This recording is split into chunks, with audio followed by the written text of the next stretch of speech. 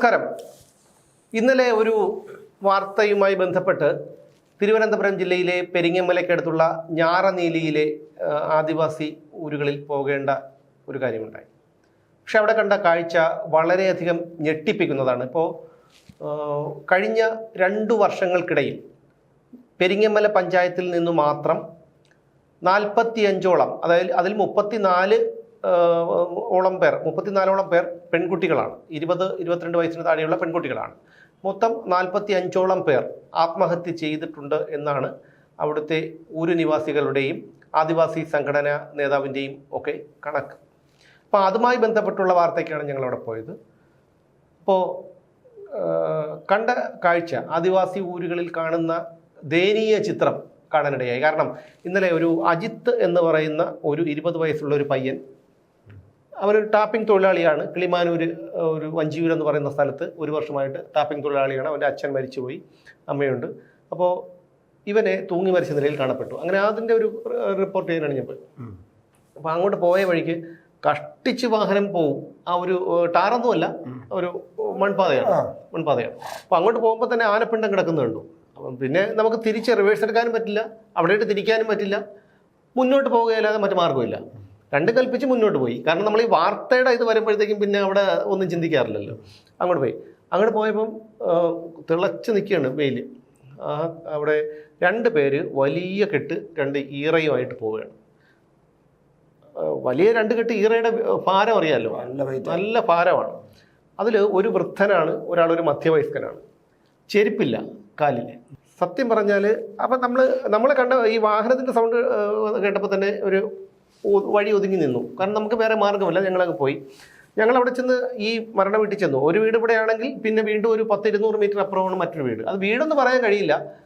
ഒരു 4-5 ചുവര് വെച്ചിട്ട്, 4 ചുവരും അതിനകത്ത് 2 ചുവരും വെച്ചിട്ട് ഒരു ഒരു സംവിധാനം, കോൺക്രീറ്റ് ചെയ്തൊരു സംവിധാനം. അതാണ്. ഞങ്ങളവിടെ ചെന്ന് ഒരു 5-10 മിനിറ്റ് കഴിഞ്ഞപ്പോൾ ഈ വഴിയിൽ വെച്ച് കണ്ട ഈ ഇറയും കൊണ്ട് വന്ന ആൾക്കാർ നടന്ന് വരികയാണ്.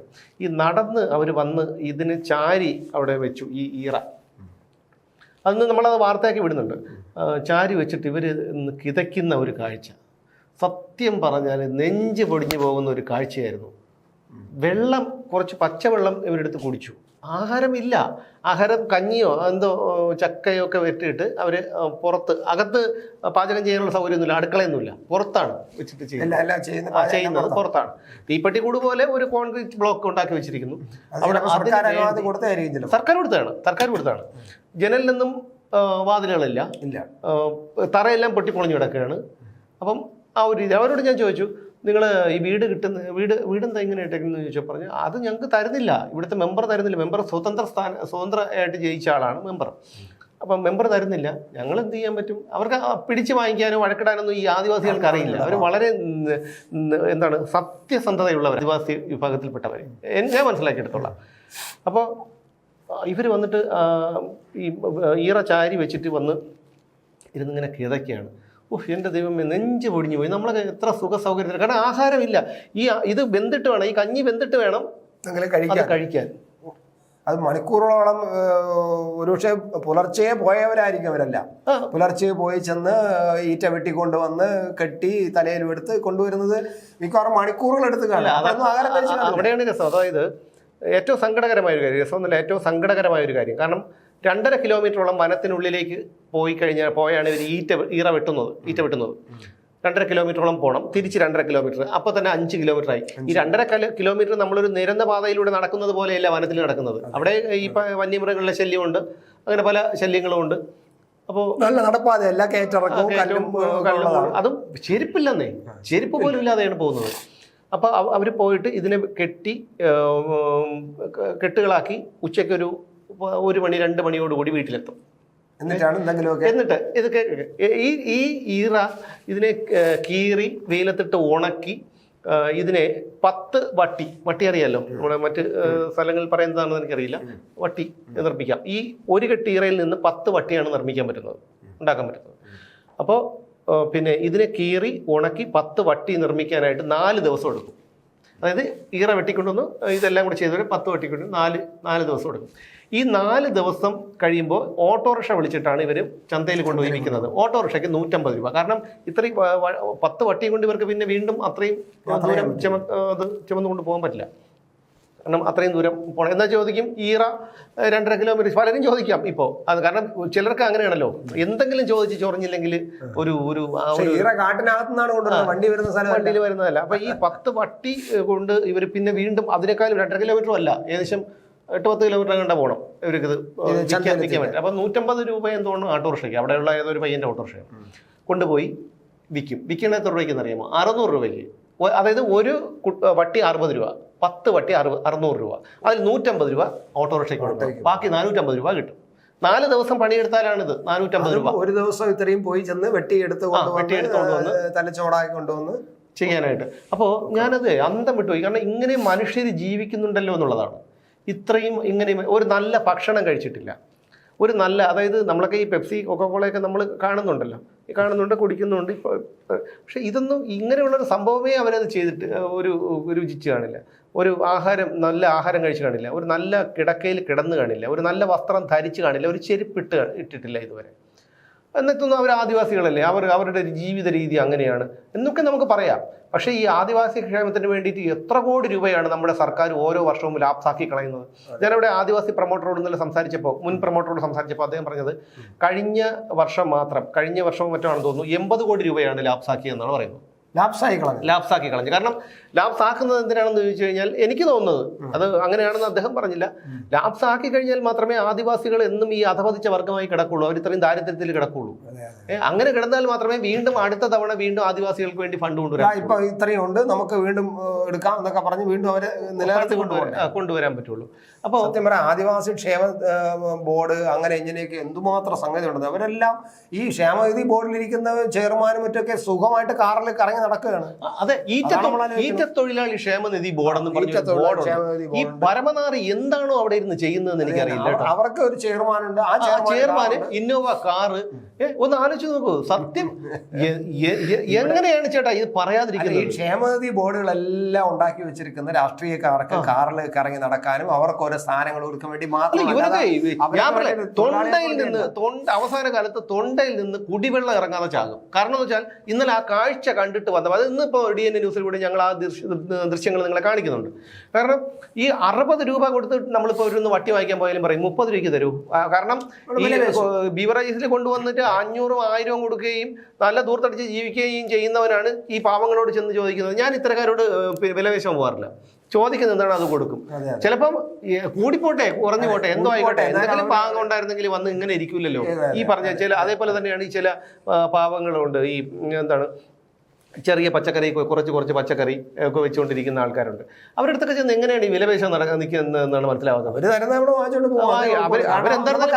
10,000 രൂപയെന്ന് ചോദിക്കില്ല, നമുക്കറിയാം. അത് ഇതേ സാധനം ഇതൊക്കെ ചിലപ്പോൾ അവർ വീട്ടിൽ കൃഷി ചെയ്ത് കൊണ്ടുവരുന്നതായിരിക്കും, ചാണകപ്പൊടിയൊക്കെ ഇട്ടിട്ട്. മറ്റേ വിഷം കുത്തിവെച്ച് കൊണ്ടുവരുന്ന സാധനത്തിന് ഒന്നുമില്ല. ചെന്നിട്ട് സ്റ്റിക്കറൊക്കെ ഒട്ടിച്ച് വയ്ക്കുമ്പോഴത്തേക്കും ചോദിക്കുന്ന പൈസ കൊടുത്തെടുത്തോണ്ട് പോട്ടെ. അതൊക്കെ ഓരോരുത്തരുടെ മനസ്ഥിതി, ഞാൻ പറഞ്ഞു വന്നത് അതല്ല. എന്തായിരുന്നാലും ഈ തരത്തിൽ ആണ് ആദിവാസികളുടെ ജീവിതം. അപ്പോൾ ഞാൻ ചോദിച്ചു, നിങ്ങൾ പിന്നെ എന്താണ് പുറത്തോട്ടൊക്കെ എങ്ങനെ പോയിട്ട്? പുറത്തോട്ടൊന്നും അധികം പോയിട്ടില്ല. ആഹാരം കഴിക്കുന്നപ്പോൾ അത് കഞ്ഞി വെന്ത് കഴിഞ്ഞാൽ ആഹാരം കഴിക്കും. ഞങ്ങൾ അവിടെ നിന്ന് വരുമ്പോൾ തന്നെ ഏകദേശം 2:30-3 മണിയായി. അപ്പോഴും കഞ്ഞി വെന്തിട്ടില്ല. കാരണം കഞ്ഞി വെന്നാൽ ഇവർക്കൊക്കെ അറിയോ അങ്ങനെ ഈ ചക്കയോ. ഈ പയ്യൻ തൂങ്ങിയത് എന്തായിരിക്കും? പയ്യൻ തൂങ്ങി മരിച്ചതിന്റെ കാരണം ഇന്നും അവർക്ക് അറിയില്ല. അപ്പോൾ അതിന്റെ പോസ്റ്റ്മോർട്ടം റിപ്പോർട്ടൊന്നും കിട്ടിയിട്ടില്ല. അപ്പോൾ അതിന്റെ കാര്യമൊന്നും അവർക്കറിയില്ല. സാമ്പത്തിക ബുദ്ധിമുട്ടൊന്നും ഇല്ലായിരുന്നു. കാരണം അവർക്ക് ഈ കിട്ടുന്ന പൈസ അവർക്ക് ചിലവ് നടന്നുകൊണ്ട് പോകണമെന്നല്ലാതെ അവർക്ക് അമിതമായ ആഗ്രഹങ്ങളൊന്നുമില്ല, അതൊന്നുമില്ല. അതായത് അതിന് ബോധവൽക്കരണമാണ് വേണ്ടത്. ഇവർക്കൊന്നും അധികം വിദ്യാഭ്യാസമല്ല. ആദിവാസി വിഭാഗത്തിൽപ്പെട്ടവർക്ക് തന്നെ നല്ല രീതിയിൽ നല്ല ജീവിത നിലവാരം നല്ല മെച്ചപ്പെടുത്തി ജീവിക്കുന്ന ആൾക്കാരുണ്ട്, സമ്പന്നരുണ്ട്. പക്ഷെ അവരുടേതായ ജീവിത നിലവാരത്തിൽ ജീവിക്കുന്നു. പക്ഷേ ഈ നമ്മൾ ഈ പറയുന്ന ഊരിൽ നിന്ന് കുറച്ച് താഴേക്ക് വന്നു കഴിഞ്ഞാൽ അത്തരത്തിലുള്ള വീടുകളൊക്കെ നമുക്ക് കാണാൻ കഴിയും. എന്നാൽ അകത്തേക്ക് പോയി കഴിഞ്ഞാലുള്ള വിഷയം എന്ന് പറഞ്ഞാൽ ഇത്തരത്തിൽ ഈ രീതിയിലാണ്. കാരണം ഇവർക്ക് ബോധവൽക്കരണം, ഇവർക്ക് വിദ്യാഭ്യാസം നൽകാനോ അല്ലെങ്കിൽ അവരെ ഈ ആത്മഹത്യ നോക്കൂ, 2 വർഷങ്ങൾക്കിടയിൽ 45ഓളം പേർ ഈ ഒരു പഞ്ചായത്തിൽ തന്നെ ആത്മഹത്യ ചെയ്തു എന്ന് പറയുന്നത്. അതിൽ തന്നെ 34ഓളം പെൺകുട്ടികളാണ്. അവിടെയാണ് നമ്മൾ ആലോചിക്കേണ്ടത് ഈ പെൺകുട്ടികൾ എങ്ങനെയാണ് വിവാഹം കഴിഞ്ഞത്. അതേക്കുറിച്ച് നമുക്ക് പിന്നീട് ചർച്ച ചെയ്യാം. അതിന്റെ കാര്യങ്ങളൊക്കെ പിന്നെ പറയാം.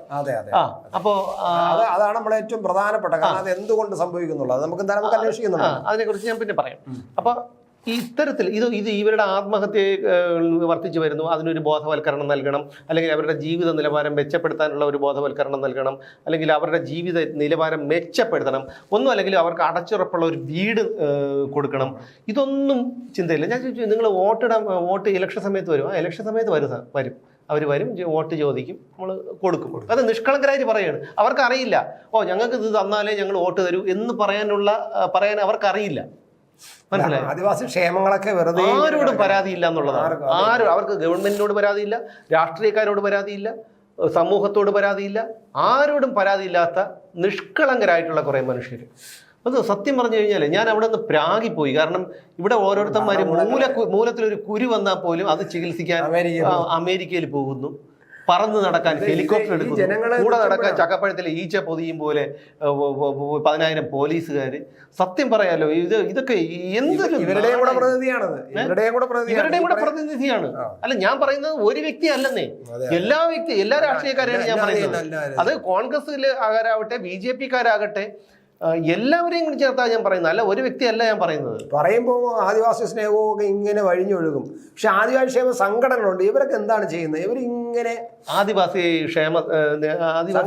നേതാവിനോട് ഞാൻ സംസാരിച്ചിരുന്നപ്പോഴും അദ്ദേഹം പറയുന്നത് ഈ 34 പെൺകുട്ടികളോളം മരണപ്പെട്ടു. ഈ മരണപ്പെട്ടിട്ടും അവരുടെ വീട്ടുകാരൊന്നും പരാതി ആയി പോകാൻ തയ്യാറല്ല. കാരണം അവിടെയും പാർട്ടിയുണ്ട്. അവിടെ ഇതിന്റെ ഇടയിൽ തന്നെ പാർട്ടിക്കാർ നുഴഞ്ഞു കയറും. ഉദാഹരണത്തിന് ഈ നവീൻ ബാബുവിന്റെ മരണം നടന്നപ്പോൾ തന്നെ അദ്ദേഹത്തിന്റെ വീട് CPM-കാരുടെ നിയന്ത്രണത്തിലാണെന്ന് വീണാമണി വന്നിരുന്ന് പറഞ്ഞാണ്. അതുപോലെയാണ് ഈ കാര്യം. ഇതുപോലെ മരണങ്ങൾ നടക്കുമ്പോൾ അവിടെ പാർട്ടി ഉടനെ വന്ന് ഇടപെട്ട് പുറത്ത് പോകാതിരിക്കാനും ശ്രദ്ധിക്കുകയാണ്, അല്ലെ? കാര്യങ്ങളൊന്നും പുറത്ത് പോകാതിരിക്കുക. അതായത് അവരെ ഭീഷണിപ്പെടുത്തിയും പ്രലോഭിപ്പിച്ചു. എന്തായാലും നിങ്ങളെ കുട്ടി മരിച്ചില്ല, ഇനി നിങ്ങൾക്ക് ഇവിടെ ജീവിക്കേണ്ടതല്ലേ, എന്തിന് നിങ്ങൾ അതിന്റെ പുറകെ പോകണം എന്നൊക്കെ പറഞ്ഞിട്ട് ചെയ്യണം. അത് മാത്രമല്ല, ഇത്തരത്തിലുള്ള മരണങ്ങൾ നടന്നു കഴിഞ്ഞാൽ വർഗ വകുപ്പിൽ നിന്ന് ഇവർക്ക് 2 ലക്ഷം രൂപ എന്തോ കിട്ടുമെന്നാണ് പറയുന്നത്. എനിക്ക് അതിനെക്കുറിച്ച് അറിയില്ല, ഇതിന്റെ നേതാവ് പറഞ്ഞതാണ്. പക്ഷെ അതിനുശേഷം ആ പണമൊക്കെ വാങ്ങി കൊടുക്കാന്നായിരിക്കും എന്നാണ് ഈ രാഷ്ട്രീയക്കാർ പറയുന്നത്. അത് എന്നിട്ട് ഈ പണം വാങ്ങിച്ചു കൊടുക്കില്ല. ഇന്ന് പല വീട്ടുകാരും പറയുന്നത് വെച്ചാൽ അന്ന് ഞങ്ങൾ പരാതിയുമായിട്ട് മുന്നോട്ട് പോയാൽ മതിയായിരുന്നു എന്നുള്ളതാണ്. അവരെയൊക്കെ ഭീഷണിപ്പെടുത്താൻ എളുപ്പമാണെന്നേ.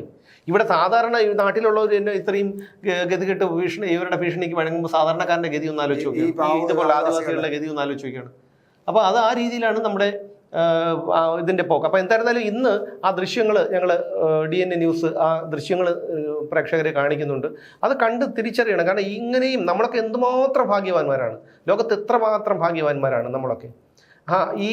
അവർ മനുഷ്യജീവികളാണ്. നമ്മുടെ ശരീരത്തിൽ ഓടുന്ന അതേ രക്തം, അതേ ചിന്തകൾ, അതേ വേദന, ഇതൊക്കെ തന്നെയാണ് അവർക്കും ഉള്ളത്.